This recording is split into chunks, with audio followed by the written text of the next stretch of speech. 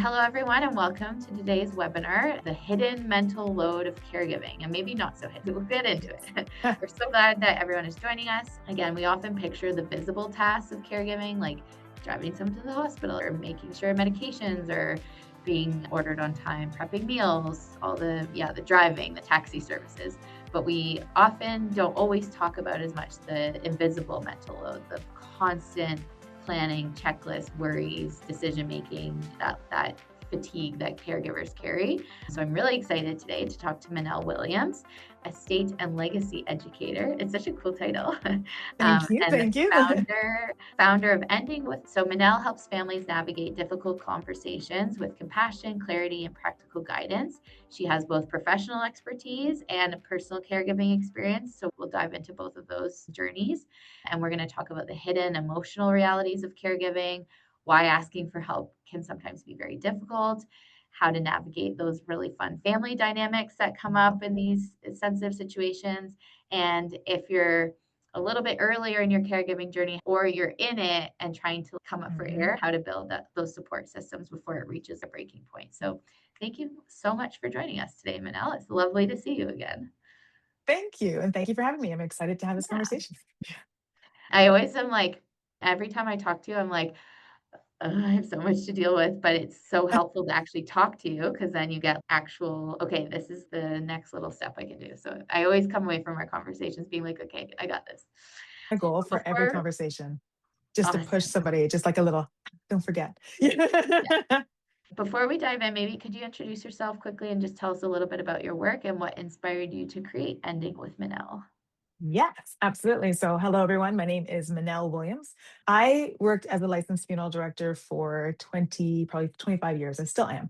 And in all that time, I helped families dealing with the effects of loss, effects of death. And in doing that, I kept going one step earlier. So I started out, somebody has passed, I'm taking care of them. And then I started doing pre-arrangements and I was like, okay, let's get your funeral set up beforehand. And then it's going to be a little easier for them. And then I was like, hold on, you can get your funeral done, but you still need to have a will. So I said, okay, hold on, let's go another step forward. And then I kept doing that until I became a death doula. And I was now like, okay, hold on. I need to talk to me. I can't wait for us to get to the situation where things are so overwhelming and it's urgent. I need to talk to the people on a regular Tuesday and say, hey, here's some things that you need to set up before you get into the other side where I was used to seeing families. So I started Ending with Minnelle because I wanted to really talk about this and to help people, one, live well and to end well.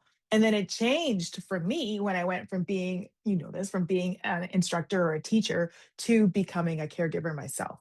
And when my dad got diagnosed with dementia and I started caring for him, everything changed. Then it went from being like, here are some theoretical things that people need to do to, oh my goodness, this is no longer just some nice thing that you should. It is, I need to talk to you about what you need to do right now because it was so overwhelming. The mental load is high, the checklist is insane. And it was trying to now navigate that while doing a business. And now I'm here to try to help people so they don't go through what I went through. Yeah. I love that you kept going one step back, and I'm like, if you could actually help me get organized with my middle-aged life stuff, that would be Yeah. great. There's always, yeah, because you're not busy enough as it is. If you could just I add more know. to your plate, that'd be great. Why not? Why not? Yeah. Yeah. It is. I hadn't actually thought of that before, that you were actually on this journey before your experience with your dad. So it's really interesting that because a lot of people sometimes go into this work because of a personal Yeah. experience and then they end up on like Yeah. pursuing it professionally, but you've done the reverse. So that's really interesting. So can you kind of share what that was like just Yeah. getting into this with your dad and how it's shaped how you approach things now? I think so there was 2 big things that happened. So my dad, everything really happened for him during the pandemic. So it was hard plus because one, we were trying to close out a house. He had things in other countries, so going all over, trying to get him placed into a home. He was living with me for a little bit. It was just completely overwhelming. And I think the biggest thing for me was because I do this work, I have tried to have these conversations with my father multiple times. But if you guys know parents, I don't care how many degrees or how, not degrees, I don't have degrees, but how many diplomas or certificates I have. I am still his daughter more than I'm anything else. And so I remember trying to do like the biggest thing for me became a living will. A living will is a document. There's no cost for it. It's not a legal document, but it tells your power of attorney what your care wishes are. Right. So now they can actually act knowing what you want. So I tried to sit down. This is the death doula me going, okay, I finished my course. I'm going to sit down with my dad and we're going to go over it. And he wasn't having it. He was like, no, I don't want to talk about this now. Doesn't matter. Avoiding conversations. Blah. It was terrible to the point where the only thing I got from him that I wrote down was, I don't want to feel pain. That's the only thing I knew. And I'm like, thank God, at least I know that. But that was the only thing. And then I had to then go through questions, everybody answering, trying to figure out everything, having a briefcase. I always talk about the briefcase, like all of his paperwork. Because the thing is, it wasn't, my dad has dementia, yes, but it wasn't like a slow, okay, let's plan for this. It was boom, you're no longer able to care for yourself. We have to help now. Right. And because it was boom, he wasn't ready. So I have all of his, like all of his paperwork, all of his everything that I'm now going through every single, our seniors, every single one of the 50 million receipts that you kept to see what's important and what's not. And that, in essence, was my life for probably 2.5 years. And once that became my reality, I changed from being a very kind, I've been doing this for years. Very kind, always personable, always still the same personality. And I'd be like, yeah, talk about it. Go take your time, come back, talk to me. Now, when I speak to families, I'm like, I do not care how uncomfortable it is. We are going to do this now because what I've seen and what the conversations I have with caregivers, with people who are in this process, this is not something that we can skirt over. It needs to be pushed through. So that's how the journey for me shifted from being just theoretical, which was really nice and very helpful still. But now it is this passion that burns within me to help people and to really push a lot younger people to start doing this too. Yeah. Yeah, and I know we've talked about it before, but we often get crisis situations coming to us, and it's like the hidden mental load of all of these Yeah. decisions that have to Yeah. happen very quickly is really alarming. And then you add on all the financial stress and everything, like it's a lot for people to handle. Yeah. What, in terms of what do you wish people understood better about that hidden load of caregivers? Or maybe actually a precursor question is like, what Mm, surprised you the most in mhm. that caregiver transition? And then what do you wish more people understood about it before they're in it, like you found yourself? Yeah. I think I would say the thing that surprised me the most is how lonely it is because you're there and there's people around, but you are the one that is going through the process. We talked about this before, the eldest daughter. If you are the eldest daughter, and we laugh about that, but I'm like, that is a true statement and it's hard and it's lonely and it's difficult. So I think that is not surprising, but it is because of how much has to be done. You think like when our parents were the only examples we have are the ones that we've seen, right? So my parents caring for their parents was really simple. They go, they care for them, they pass, we do a couple paperwork and it's done. Like it wasn't as difficult as it is now. And we were from the Caribbean. It's just like everyone was home, people were around, our society was different. Now everybody's busy. There's lots of things happening. And I feel like you just have this, like this list in your head at all times of things. And then it's like, are they okay? I have a camera in my dad's place so that I can see whenever someone comes around, if he needs something or whatever it is. I was talking to somebody about the fatigue. I have blink fatigue. I am so tired. I'm so grateful to be able to engage without having to go all the time. But at the same time, I'm like, every time it goes off, I'm like, is everything okay?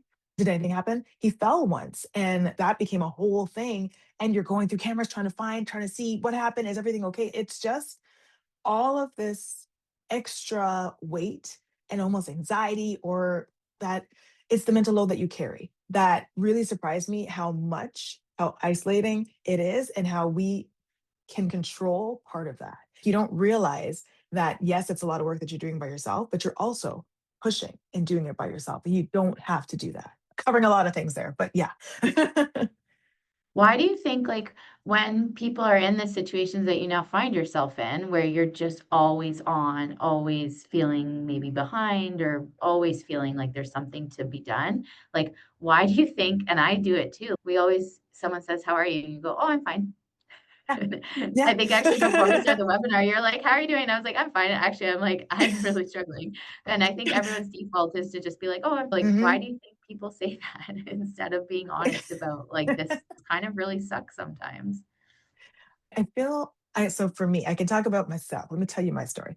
I never wanted to tell anybody how difficult or how overwhelmed I was because I didn't want to be an additional burden to someone else. I knew what it was like to have the weight of somebody that now I'm caring for. And I don't want to leave that burden on someone else. Or I felt like all I do is talk about this and I'm like, I've talked it out. You are tired of hearing about this. And then I talk to my friend and her son needs support, right? And so she'll talk to me about him and things that are going on. And I think to myself, it is never a bother for me to hear her talk about him. I'm happy. I feel lucky that she feels comfortable sharing this with me. But me on the flip side, feel like I just have to say, I'm fine. I'm fine. I don't want to be a burden to you. So there's that side where we don't want to pass that on. And then there's a second side, and this is burnout, right? We are tired. We are overwhelmed. I can't think that we were talking about that brain processing power. I don't have it to tell you what's going on. Yeah, I'm not fine. 16 things are going on, and I don't have enough time to even navigate what is happening to share that with you. But in not doing that, we're not caring for ourselves. And I can't be an effective caregiver for my dad. I can't be an effective teacher for others if I'm not taking that time to say, I am not fine. I am tired. I need support. I just want to vent or whatever it might be. But our knee jerk reaction is always just to be like, don't worry. But in that don't worry, you're keeping that mental load. You're keeping all of those burdens and everything is just sitting on your shoulders as opposed to letting other people help. And sorry, last thing, my friends would just jump in to tell me, you're not giving us the chance to support you. And that's something that we would love to do. So give us that chance. And I sometimes also, when I'm like, ugh, do I say I'm fine or do I get Yeah. into it? And then sometimes you want someone to talk through solutions with. And you want someone to be like, "Oh, have you tried this? Have you thought of this?" And sometimes you just want them to just sit there and listen. You do not want Yeah. to be like, "Try Yes. that, but it didn't." Sometimes I start to spiral at the thought of having Hmm. problem-solving mode with someone. Hmm. How do you navigate that? If you do get past the "I'm fine," you do open up, how do you kind of set your expectations for what you want to Yeah. receive from them? Yeah. 100%. Just like that. So there's two things that I find a lot of families are doing now. One is that conversation. Okay, I want to talk and I want you to listen or I want you to help me, right? And then giving them that setup also takes the burden off them because they're not some people want to problem solve, they want to do that. That's the way that they support. But if they don't know this world. They don't know what you're going through. This is different. And so you now take that off of them so they're not necessarily sharing. And that you're not always in a position to hear somebody else's story, right? What I also found really helpful is social media. Facebook groups are some of my favorites because I can get from them what I need and I can release what I need and choose to read all the comments or not, or whatever it is. So I was a part of a bunch of dementia caregiver groups, and you'd hear all these stories. Mom did this today, or we had this story today, this. And that's also a great way with that separation to still get that connection and to get that support, but not necessarily feel like it's less pressure than maybe speaking to somebody, right? So those work as well. Then on the tertiary side, social media, TikTok. I remember I would follow, I wanted to know what is the process? What does life look like? How are people navigating? And I'd go on TikTok and see these beautiful people who are sharing their journeys online. And I'm so grateful for them because they're showing me kind of how to navigate and how to live, right? Live and care, right? Both parts are happening and you're able to follow their journeys. So there's easy ways and there's more direct ways, but it depends on where we are. Take what you can. Right? The goal is to get some support. Yeah, I'm glad you brought up the social media and the groups. We were this is from a horrible capitalistic perspective that I'm like embarrassed to admit, but we were doing market research the other day for some stuff with Yeah. Whimble, and we were going through Reddit groups Yeah. and reading Reddit threads of anonymous parents or anonymous children of Yeah. parents who are aging or parents of kids with disabilities, whoever it is, but Mm, just seeing the rawness and honesty of these anonymous threads and then seeing the 75 replies being like me too, and that kind of social validation of like 100%. it, you don't always have to be positive, you don't always have to be everything's fine. You can have sometimes pretty dark thoughts, and I think one Mm, of the themes that was coming up a lot in the threads we were going through was around guilt, and that guilt of I'm not doing enough or mm. Oh, I'm yeah. not, yeah, like how do you encourage caregivers to handle and maybe let go of some of that guilt around taking a break or getting your own needs met, putting your own oxygen mask on first? Yeah, it's I don't know. No, it's difficult because I can talk to you about it, but I struggle with that so much because you're trying to navigate. This is why I talk about the first thing we need to do is talk about what care looks like. What is important to you? There are things that if I told somebody, if I'm in a home, if I need care or whatever, if I'm in the hospital for a period of time, I want you to show up every single day. Okay, if you want me to show up every single day, how do we do that? If you don't, tell me. Okay, I don't, for me, if I'm that person, live your lives, right? When something is happening, come by, make sure that someone's advocating for me when needed, and then go live your life. I'll be okay. But having that balance is key. Because if not, I don't know how to make sure that what I'm doing for you is right if you're not able to tell me, right? It's different if you're caring for somebody who can express their needs and tell you what's important, but it's really difficult when you don't know and you're dealing not just with your own desires for their care, but family, friends, society, everybody has an opinion on how to care for the people that we love and that we are caring for, right? So there's listening to everybody and trying to satisfy them all, which doesn't work. So then it's deciding what's important for me and what's important for the person I'm caring for. I use this example all the time. There was a guy who I think he had cancer or it was a long disease he was dealing with. And his kids were his powers of attorney. And they went through what was important. For him, it was, I want to be able to drink a beer and watch the Jays. That's it. Or the game. If I can drink a beer and watch the game, that's going to allow me to live well. Everything else, you guys can do whatever you want to. So now, whenever they're caring for him, whenever a doctor asks a question or whatever it is, they have a metric to use for not only what he doesn't want, but also what he does. And by having that discussion beforehand, it makes it so much easier for them when they're dealing with everything else that's up to here to know that this is the standard. If I maintain this standard, everything is okay. So it's a lot to say, how do you balance making sure that you're caring for them right or doing right by the person? You do the best you can. But the most important thing is to talk about what that best is beforehand. This is all I do. I tell you more and more times, 16 times over, I'm going to tell you, talk about it before you need it. Yeah. How can you I have to be told things very literally, so how do you Yes. actually start that conversation? What do you Yes. actually do to have that conversation Yes. with the family? Let's go. Okay, so one Mhm. of my favorite things to do is to lead these. And they're not the easiest conversations to have. So I typically start by using an example of something like this. I attended a webinar today and they were talking about what would happen if somebody got sick. And I didn't feel prepared. I didn't even know what answers there would be. I want to talk to you about this. Can we do it on this day? So you want to preface it with something. It could be a coworker partner had a stroke and it was just so scary. These things happen. Use a real example or just whatever it might be that is your reason why. Introduce the topic. I typically like to give a moment. Let's set a time for the future. So you can start wrapping your head around the fact that I want to have this conversation. A little different when we're talking to an older person sometimes when we talk to older people, it immediately becomes, whoa, you want my money? Whoa, whoa, you want me to die? Whoa. And so now you have to flip how you're saying this. And I find this really, especially with older gentlemen. because they want to, especially dads, they want to maintain that strong dad, that Superman. I am your dad, I'm strong. And now I'm going to talk about what happens when you get sick. And that's very difficult for them to do. So we flip it. And instead of saying, I want to talk about you and what you want and what we're going to do for you, we flip it to me.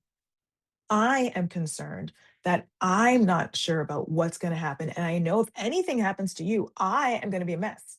So I want to make sure that I have as much taken care of, or I understand as much of what you want, so that I am not going to be completely devastated and lost. I need your help to make sure that this isn't the situation for me. And it's always good to use examples from, you can use the media examples, you can use friends. So, how many people do we know in the news who have died and haven't left a will? How many people do we know who have had an immediate, like a crash or something very tragic happen, be it they pass, they don't, or whatever it might be, but your family is in a complete lurch financially? How do we keep going? I deal with a lot of moms, a lot of women who don't know anything about their bank accounts, where investments are, how to pay bills. A lot of these things are scary because life has to continue. We have to keep paying the bills so the kids and everybody can keep living and eating in the house. So, taking it from this framework of, I want support and I want to make sure that we're okay, really helps open up the conversation. And then you start with one. Pick any topic. Oh, let's talk about the wills. Let's talk about if someone gets sick. Let's talk about where are the documents, whatever it might be. Let's talk about story. All of these things. Pick one and then start the conversation. Mhm. Do you find families when they actually are able to have that conversation, do you find humor comes into it as a little bit of a coping mechanism, or do you find when the conversation like when the rubber hits the road, it's pretty serious? Yeah, I don't, it depends. It depends on your family. There's some Mhm, families that are gonna laugh their way right through it, and, like, we'd see that all the time. We'd see families mhm, who come in, someone has passed, and they're just, like, kikiing and really doing this together, and once I saw that, I knew they'd be okay, right? Because you mhm, guys are coming together, and it's beautiful. Others, it is a serious topic, right? So mhm. now Yeah, I'm gonna give it that respect, and we're just gonna bang through it. yeah. Try to make it as comfortable, nice Mhm, setting, it's a relaxing mhm, day. We don't have another appointment. We don't have something else we're rushing to do. We've got time to really just be here.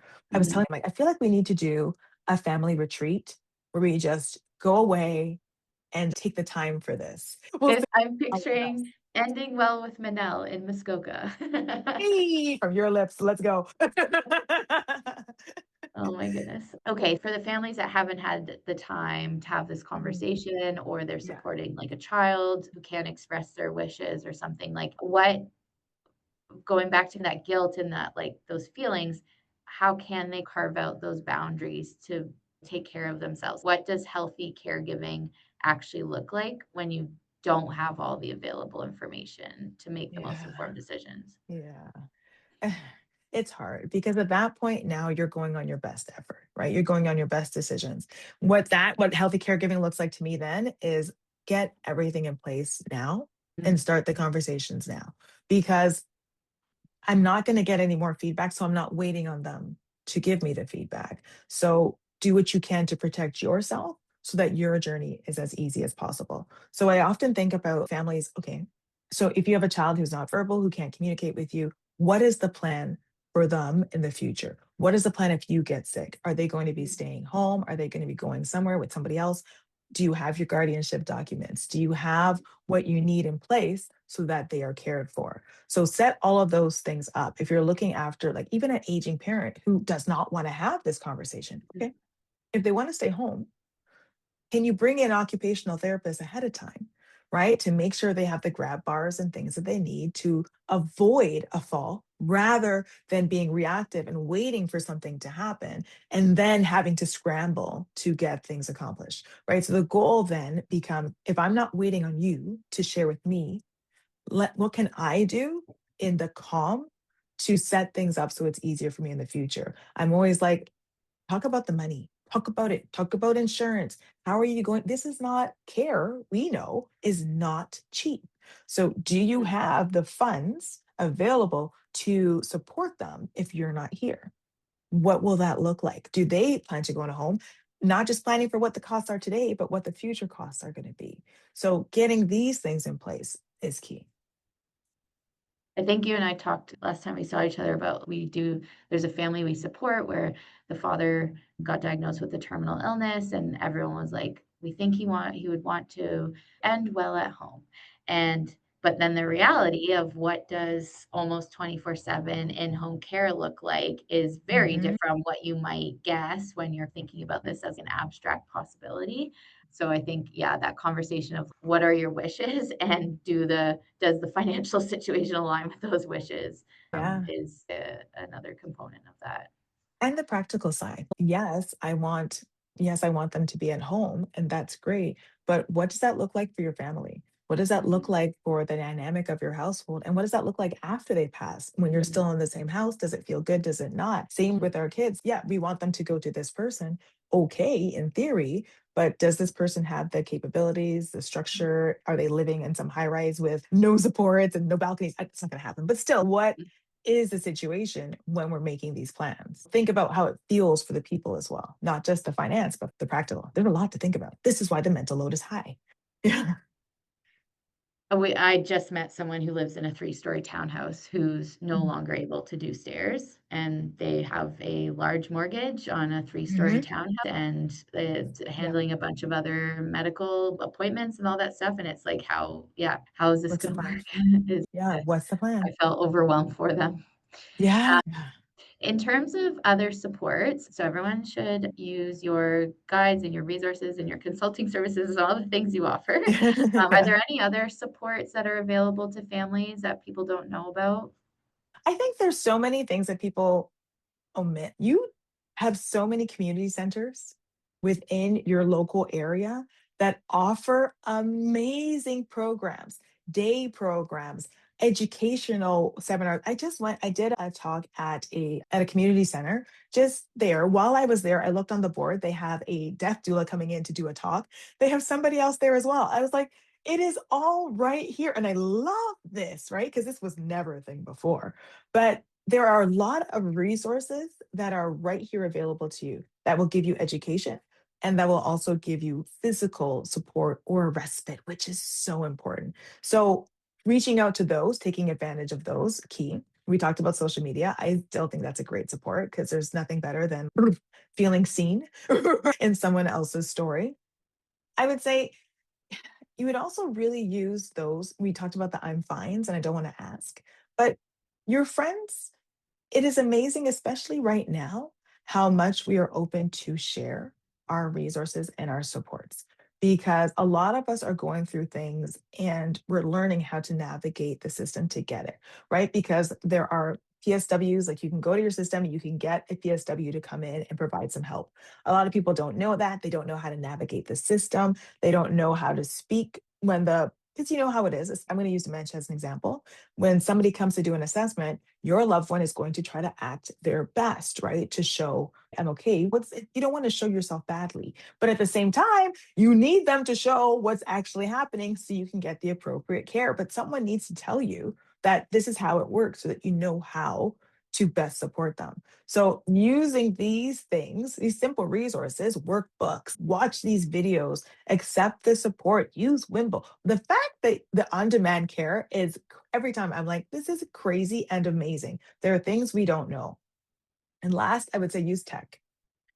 There is a lot available right now through AI. You can just chat to the AI and at least get some base information.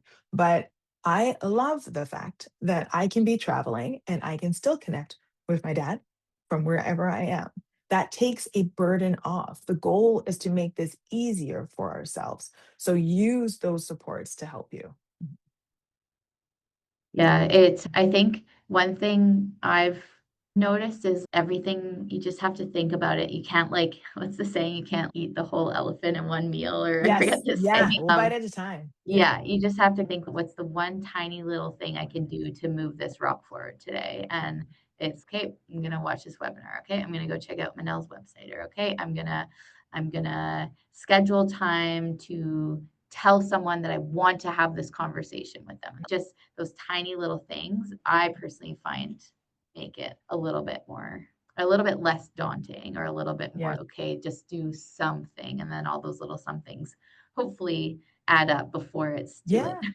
Yeah, Yeah. I think even planning for this, I was really thinking, and I was like, it'd be great for the caregivers' friends to come to Mhm, something like this. Because remember, we talked like when we had the event, caregivers are mhm, busy. They don't mhm. necessarily have the time to attend these things to really support them, but their friends do, and they want to. So Yeah. this is a great way to get information out, and then you share it. And I love to do a trick Mhm. attack. Yeah. So now the friend comes, right? And not only are they going to get the information for the person who's caregiving, but they also have the Yeah. information for Yeah. themselves. And now they Themselves. can Yeah. do it too. Yeah. I forget it's funny you brought that up because I forget what you were saying earlier, but in my mind, I have a family member who's going through cancer treatment right now, and I was like, "I need to text her. Here are 3 options, choose one of get a meal delivered, send a house Yes. cleaner, or get a Yeah. Starbucks card or something," and just be like, Yeah. "Choose A, B, or C. Let me know. No thought, no further discussion or thought needed." Just all those little Yes. tricks for supporting people through this. Yeah. Yes, I think those are amazing. I love the care baskets that are available. Mhm. It's just sent. I love a care cleaning. I love that when somebody's going through so much, it's not Mhm. there's the what can I do? And I always tell them, you just create a list, write a list of everything Mhm. you're doing Mhm. and tell them here's a list pick. You let me know which one you're doing, which one I can take off my Yeah. list. Go. Yeah. Easy Yeah. way. If not, something one of those. I love send a meal. I love send tools, like something that they can actually use. Here is a service. Here is a voucher for Uber. That way you can get to Yeah. the hospital and then come back. Like, all Yeah. I love Yeah. it. I love the pick I three. think we need to circle back after this because I think we should co-create like a free resource for people that's what's my wish list of things I need Yeah. help with to help with. So Yes. it's like you don't even have to think about how to format it. You just have to like fill Yes. in the blanks and then you've got Yes. a paper to email or text people when they ask, how can I help? And then it's right there. Yes. That'd be I think great, that'd be actually. helpful. Mhm. Okay, I forgot to mention that or I might have mentioned quickly at the beginning, but we definitely have time for some audience questions. I have a couple that have come in, so I can start with those. But if anyone else Okay. wants to ask Minnelle anything, and again, if it feels too personal and you don't want it living on YouTube forever, just flag it and we'll delete it from the recording. But yeah, if there's anything else that people want to ask, pop it in the chat or send it through the Q&A function that should be enabled. A couple ones have come through. We touched on this a little bit earlier, but talking about losing the feelings that come Mhm. with being a caregiver. I was just Mhm. curious if in like your conversations with people in these situations, what are some of the really common but like really hard things that people are like, oh, I can't believe this is how I'm thinking. You're like, everybody's thinking it. Like everybody or lots of people, like what can we normalize for people today? Resentment. Resentment. Like, I Mhm. think that's the number, like, it's a big one. It's resenting the fact that, like, you're not getting to live your part of your life that you wanna live is now taken, right? There is a sadness that happens with that. And sometimes, like, and it's I get you. I love all of this. It's like your kids, right? You're like, "You're amazing." And that's okay to feel that dynamic of, "I love you, and I'm really sad that I'm not getting to live my life the way I intended because I have to give up some of my time for you." That's okay. It's a true feeling. A lot of people feel it. It's also true that you're loving being able to be in this space with them and to have this time. I think another really interesting feeling is that capacity to love.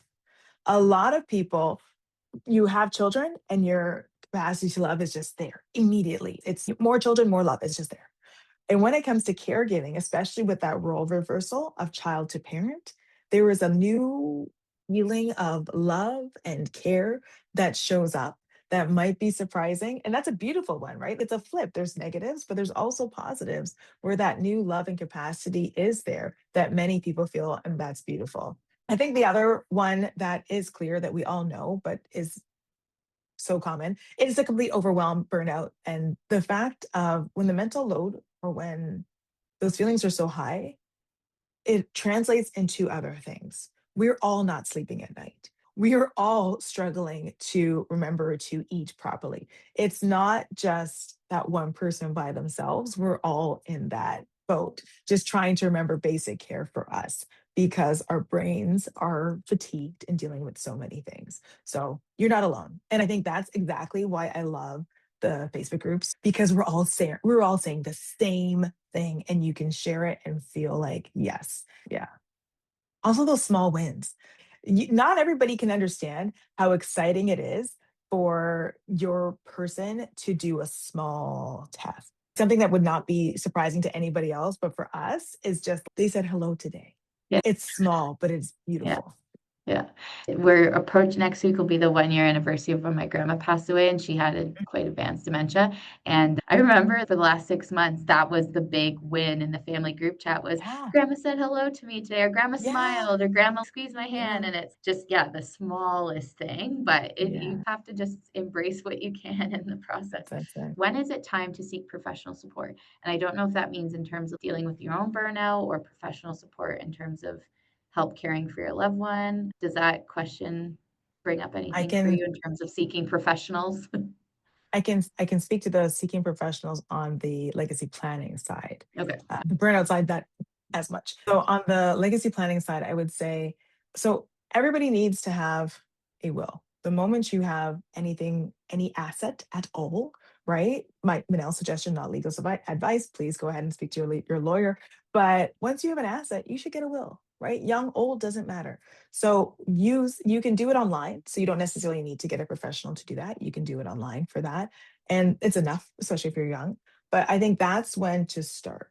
Once once we're over 18, then you're going to want to get a power of attorney, right? At that point in time, a parent can speak for the child. They have the legal authority to do that.